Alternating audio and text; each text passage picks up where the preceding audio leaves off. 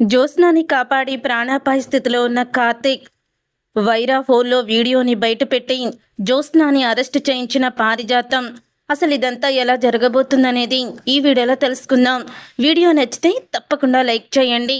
6,000 రూపాయలు ఉండే ఎస్ఎఫ్టీ ధర ఇప్పుడు కేవలం 3,600 రూపాయలకు మాత్రమే ఇస్తున్నారు. క్లోజింగ్ సేల్ లో ఉన్నాయి కాబట్టి ఈ ధరకు ఇస్తున్నారు. హైదరాబాద్ ఉప్పల్ సమీపంలోని పోచారంలో ఇన్ఫోసిస్ కి కేవలం 1 కిలోమీటర్ దూరంలో ఈ ఫ్లాట్స్ మీకు అందుబాటులో ఉన్నాయి. మీరు వెంటనే వస్తే మీకు నచ్చిన ఫ్లాట్ ని సెలెక్ట్ చేసుకుని తీసుకోవచ్చు. ఆలస్యం చేయకుండా వెంటనే ఈ నెంబర్ కి కాల్ చేసి మీ ఫ్లాట్ ని బుక్ చేసుకోండి. వైరా అడిగిన డబ్బులన్నీ కూడా తీసుకొని దశరథ అయితే ఇక వైరా చెప్పిన ప్లేస్కి అయితే బయలుదేరుతాడు. అలా దశరథ బయలుదేరిన తర్వాత ఇక దాసు పోలీసుల్ని తీసుకొని దశరథ వెనకాలే ఫాలో అవుతూ వెళ్తూ ఉంటాడు. ఈలోగా కార్తిక్ కూడా వెళ్దామని చెప్పి బయలుదేరుతుండగా పారిజాతం నేను వస్తాను అని అంటుంది. అప్పుడే నువ్వెందుకు బారు, నేను వెళ్తానులే. అసలు ఇప్పుడు మావయ్య ఒంటరిగా బయలుదేరాడు. ఆ తర్వాత దాసు మావయ్య పోలీసుల్ని తీసుకొని బయలుదేరాడు. అక్కడ ఏం జరుగుతుందో, సిచ్యువేషన్ ఎలా ఉంటుందో తెలీదు, కాబట్టి నేనే వెళ్తాను అని అంటూ ఉంటే కానీ పారిజాతం మాత్రం నేను వస్తానని ఇక బైక్ మీద బయలుదేరుతుంది. అలా బైక్ మీద బయలుదేరి ఇద్దరు కూడా వాళ్ళని ఫాలో అవుతూ అయితే వెళ్తారు. వరుస పక్షులాగా అందరం ఒకళ్ళ వెనకాల ఒకళ్ళు వెళ్తున్నామని కార్తీక్ అయితే అంటూ ఉంటాడు. అసలు నీకేమవుతుందేమని నా భయం రా అని అంటూ పారిజాతం కార్తీక్ మీద ఉన్న ప్రేమని చూపిస్తూ ఉంటుంది. తరువాత ఇక దశరథకి వైరా ఫోన్ చేస్తాడు. కారు దిగి పక్కకి రమ్మనేసరికి దశరథ అయితే పక్కకి వస్తాడు. వచ్చిన తర్వాత అప్పుడే ఇక వైరా తన మనిషి చేత కారుని ఇక అక్కడి నుంచి తీసుకువెళ్ళేలా చేస్తాడు. దాంతో ఇక దశరథ షాక్ అయిపోతూ ఉంటాడు. ఇక వెనక నుంచి వస్తున్న పోలీసులైతే దశరథని ఎక్కించుకొని వెళ్తారు. అలా కారుని ఫాలో అవుతూ పోలీసు వాళ్ళు కార్తిక్ కూడా వెళ్తూ ఉంటే కారు అయితే మిస్ అయిపోతుంది. కారు మిస్ అవ్వడంతో అప్పుడే ఇక పోలీసులు అయితే కారు ఎలా వెళ్ళింది అని అనుకుంటూ ఉంటారు. అప్పుడే ఇక పారిజాతం అయితే రే కారు ఆ వైపు నుంచే వెళ్ళిందిరా, నేను కన్ఫామ్గా చెప్తున్నాను పదా అని అంటూ ఉంటుంది పారిజాతం కార్తీక్తో. తరువాత ఇక వాళ్ళిద్దరూ కూడా బయలుదేరుతారు. కారు అటువైపే వచ్చిందని. వైరా అయితే ఇక డబ్బు అయితే తీసుకొచ్చి తన మనిషి జ్యోత్స్న ముందు పెడతారు. ఇక 30 కోట్లు చూసి అందరూ కూడా చాలా ఆనందపడుతూ ఉంటారు.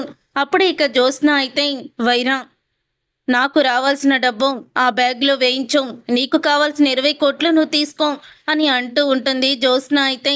అప్పుడే ఇక అంటూ ఉంటాడు వైరా, ఏంటి అంత ఈజీగా నేను నీకు డబ్బులు ఇస్తాను అనుకుంటున్నావా అని అంటూ ఉంటాడు వైరా. అప్పుడే జ్యోత్స్న షాక్ అయిపోతూ ఉంటుంది. ఇప్పటి వరకు నేను చెప్పినట్టే చేసావు కదా, మరేంటి ఇలా మాట్లాడుతున్నావని అడుగుతూ ఉంటుంది వైరాని. నీ మాటలు విని నేనెందుకు చేస్తాననుకున్నావు జ్యోత్స్న, ఆల్రెడీ నీ మాటలిని ఒక్కసారి నిండా మునిగిపోయాను. అలాంటప్పుడు నీ మాట ఎలా వింటాననుకుంటున్నావు? ఈసారి విన్నట్టు నటించి నిన్ను ముంచేయాలని అనుకున్నాను. అలాగే నా ప్లాన్ సక్సెస్ అయ్యింది. ఈ 20 కోట్లు కాదు, నువ్వు తీసుకోవాల్సుకున్న 10 కోట్లు కూడా నావే. మొత్తం 30 కోట్లు నేనే తీసుకుంటాను అని అంటూ ఉంటాడు వైరా అయితే. నువ్వింత మోసం చేస్తావని అనుకోలేదు అని జ్యోత్స్న అంటూ ఉంటుంది. ఇక జ్యోత్స్న అని నేను మోసగాడినే కదా, నువ్వు మోసగత్తివి, ఇద్దరం కూడా ఒకటైన తర్వాత ఇలాంటివే జరుగుతూ ఉంటాయి. ఈసారి నువ్వు నాతో చేతులు కలిపి తప్పు చేసావు జ్యోత్స్న.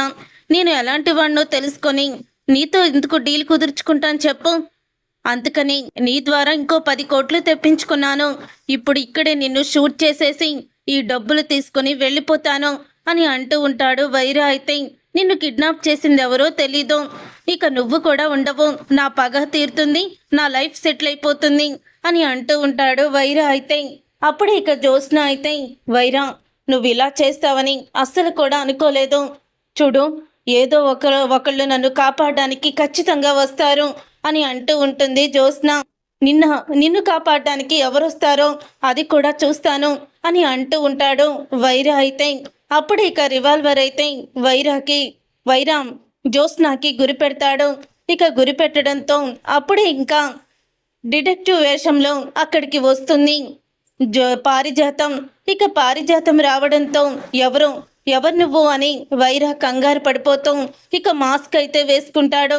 అలా మాస్క్ వేసుకున్న తర్వాత ఇక పారిజాతం వెనక్కి తిరుగుతుంది. పారిజాతాన్ని చూసి గ్రాని అంటూ చాలా ఆనందపడుతూ ఉంటుంది జ్యోత్స్న. గ్రాని వచ్చేసావా నువ్వు నన్ను కాపాడడానికి అని అంటూ ఉంటుంది జ్యోత్స్న.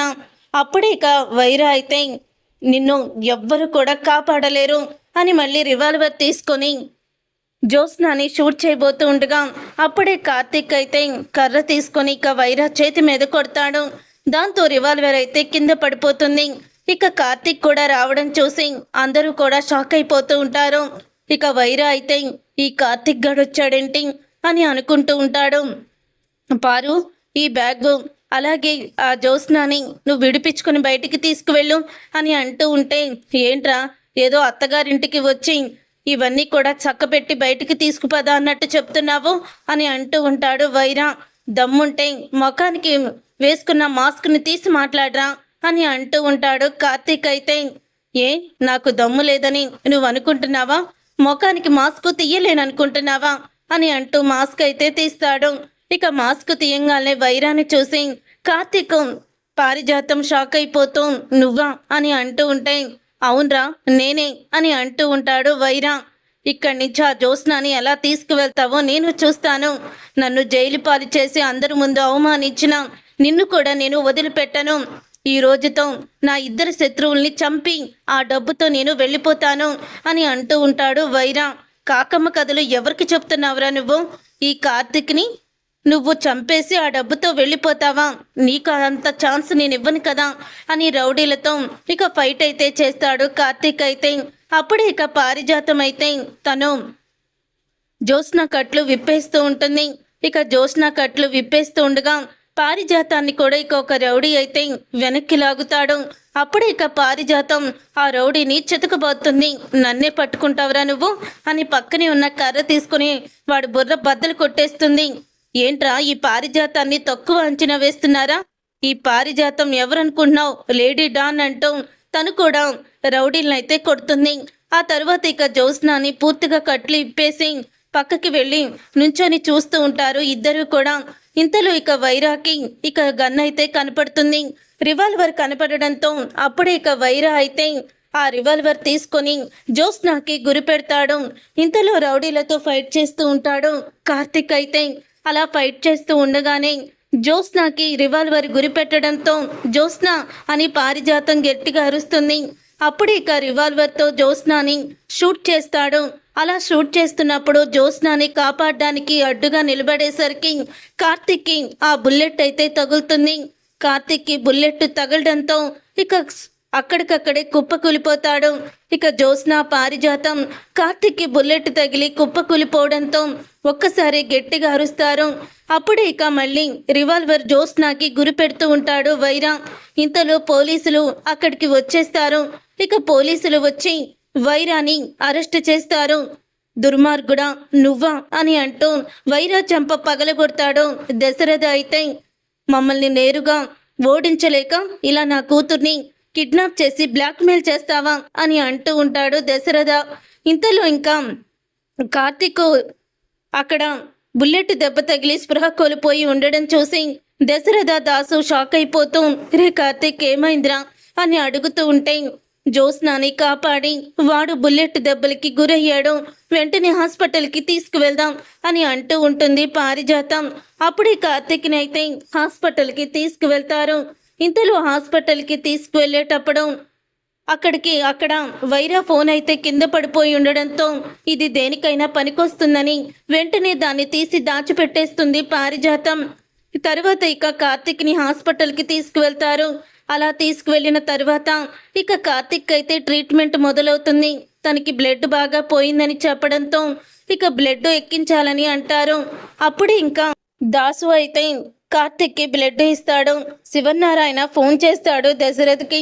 ఫోన్ చేసి రే జ్యోత్స్నాని తీసుకొస్తున్నావా అని అడుగుతూ ఉంటే జ్యోత్స్నాని కాపాడి కార్తీక్ ప్రాణాపాయ స్థితిలో ఉన్నాడు నాన్న అని అనగానే ఒక్కసారే షాక్ అయిపోతూ ఉంటాడు శివనారాయణ.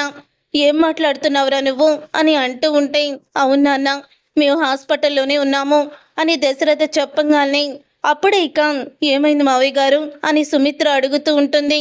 జ్యోత్స్నాని కిడ్నాపర్స్ నుంచి కాపాడి కార్తీక్ ప్రాణాపాయ స్థితిలో ఉన్నాడంట సుమిత్ర అని అనగానే అప్పుడే ఇక ఒక్కసారే షాక్ అయిపోతూ ఉంటుంది సుమిత్ర అయితే. ఇక ఇద్దరు కూడా హాస్పిటల్కి అయితే బయలుదేరుతారు. తర్వాత ఇక శ్రీధర్ అయితే ఇంటికి వెళ్ళి ఈ విషయం అయితే చెప్తాడు. అది విని ఇక దీప వెంటనే కళ్ళు తిరిగి పడిపోతుంది. దీప కళ్ళు తిరిగి పడిపోవడంతో ఒక్కసారే షాక్ అయిపోతూ ఉంటుంది కాంచన. అమ్మ దీప లేమ్మా అని అంటూ నీళ్లు జల్లుతారు. అప్పుడే దీప మా బావకి ఏమైంది అని హాస్పిటల్కి అందరూ కూడా ఇక పరుగు పరుగునైతే వచ్చేస్తారు.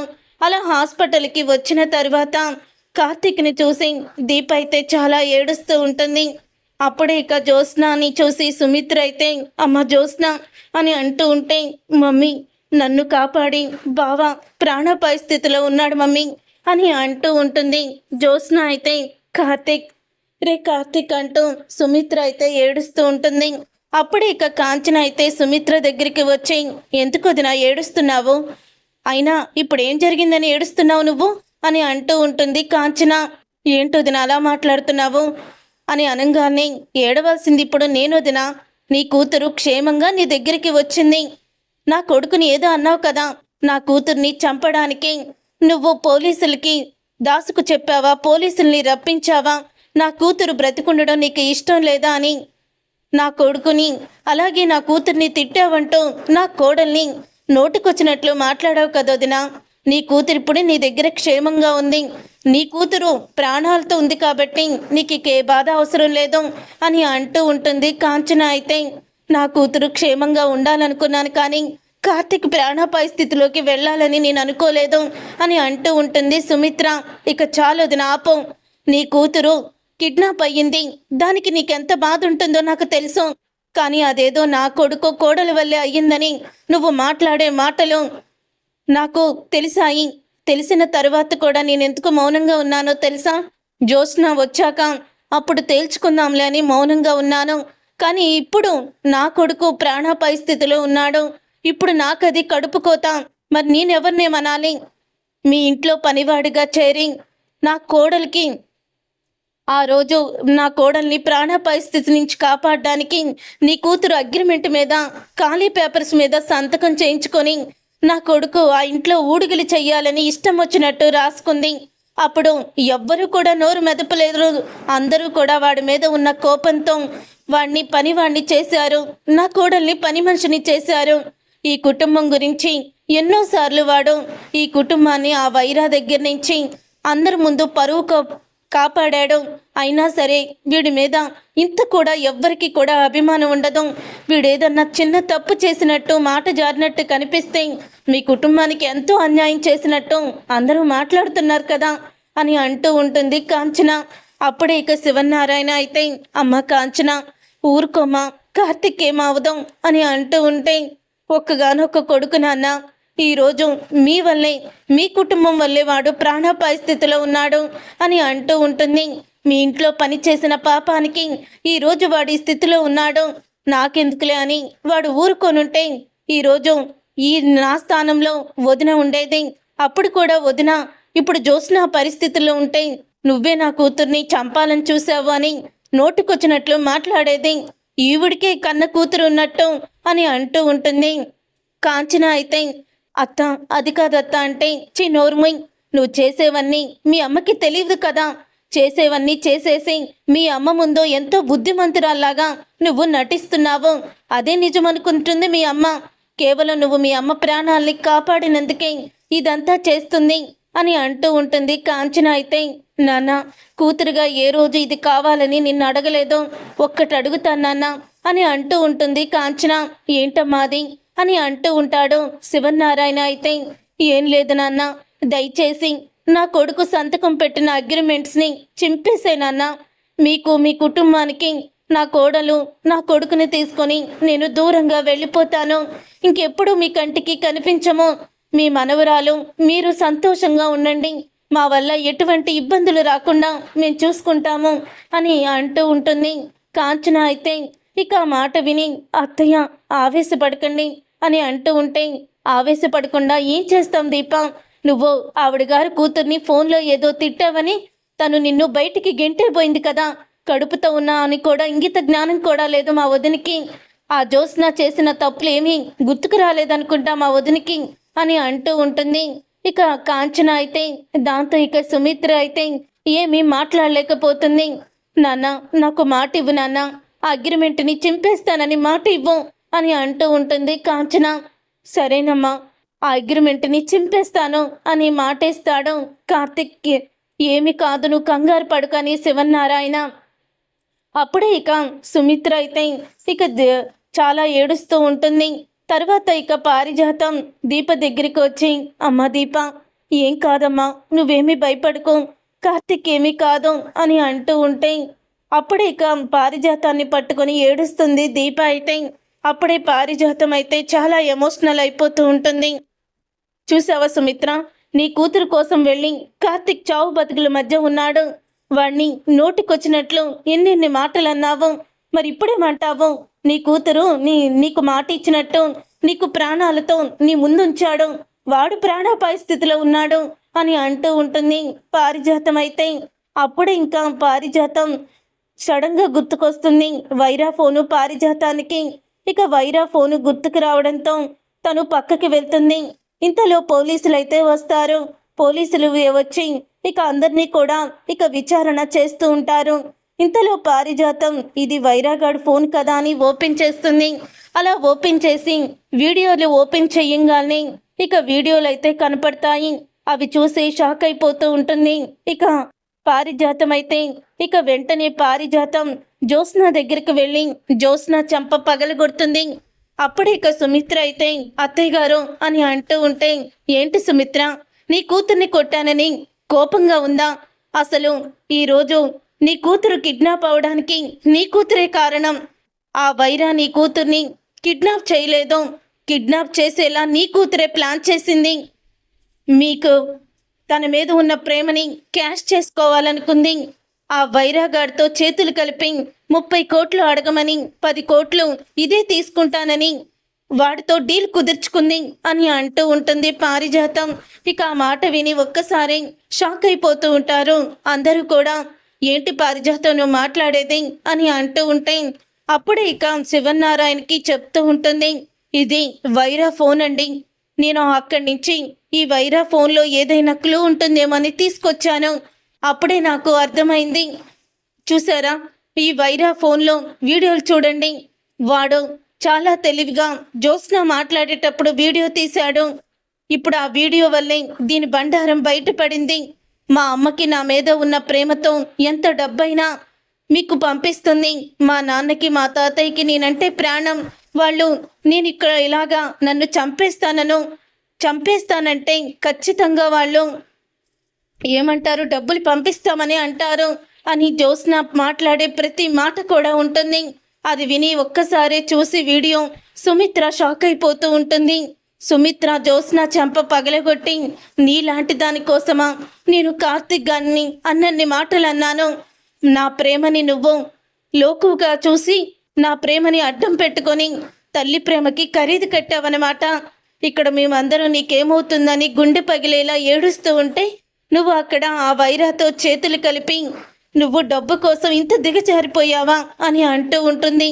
అప్పుడే ఇంకా పోలీసులు కూడా వీడియోని చూసి కిడ్నాప్ విషయంలో ఆ వైరాతో చేతులు కలిపి పోలీసులు కూడా మోసం చేసిన ఈ జ్యోత్స్నాని అరెస్ట్ చేస్తున్నాము అని అంటూ ఉంటారు పోలీసులైతే.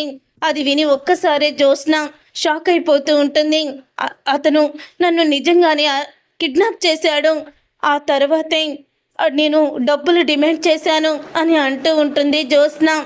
ఏదైనా కిడ్నాపర్కి మీకు మీరే సహాయం చేసి కిడ్నాప్ నాటకం ఆడి ఇంతమందిని బాధ పెట్టినందుకు తప్పకుండా మీరు అరెస్ట్ అవ్వాల్సిందే అని అంటూ ఉంటాడు ఇన్స్పెక్టర్ అయితే. అప్పుడే ఇక ఆ మాట విని ఇక సుమిత్ర కూడా మౌనంగా ఉంటుంది. మమ్మీ, నువ్వన్నా చెప్పు మనమి, నన్ను అరెస్ట్ చేయొద్దని చెప్పు అని అడుగుతూ ఉంటుంది జ్యోత్స్న. అప్పుడే ఇక సుమిత్ర మాట్లాడదు. ఇక దశరథని అలాగే శివనారాయణని కూడా బ్రతిమలాడుతుంది. అయినా సరే ఎవ్వరు కూడా మాట్లాడరు. తప్పు చేసిన వాళ్ళు శిక్ష అనుభవించక తప్పదు అని అంటూ ఉంటాడు శివనారాయణ. ఇన్స్పెక్టర్, జ్యోత్స్నాని అరెస్ట్ చేయండి అని చెప్పేసరికి ఒక్కసారి షాక్ అయిపోతూ ఉంటుంది జ్యోత్స్న అయితే. ఇక షాక్ అయిపోతూ అది కాదు అని అంటూ ఉంటే, నోరు ముయ్, ఇంకొక మాట మాట్లాడుకో, నువ్వు చేసిన తప్పుకి నువ్వు శిక్ష అనుభవించాల్సిందే అని అంటూ సుమిత్ర కూడా అంటుంది.